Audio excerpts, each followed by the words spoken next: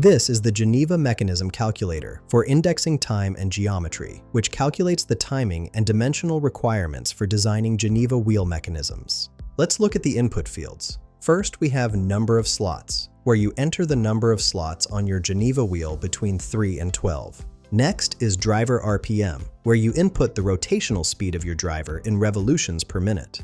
Then there's Geneva wheel diameter, where you enter the diameter of your wheel. For the diameter units, you can select either millimeters or inches from the drop-down menu. I'll use millimeters for this demonstration. For our worked example, let's say we're designing a Geneva mechanism with 6 slots, a driver speed of 30 RPM, and a wheel diameter of 100 millimeters. After clicking Calculate Geneva Mechanism, the calculator provides the complete geometry and timing data. This includes the indexing time for each movement, the dwell time between movements, the required driver pin radius, the center distance between driver and wheel, and the angular velocities during indexing. These outputs give you all the critical dimensions and timing parameters needed to manufacture and implement your Geneva mechanism. This tool streamlines the complex trigonometric calculations required for Geneva wheel design. Find the link in the description below.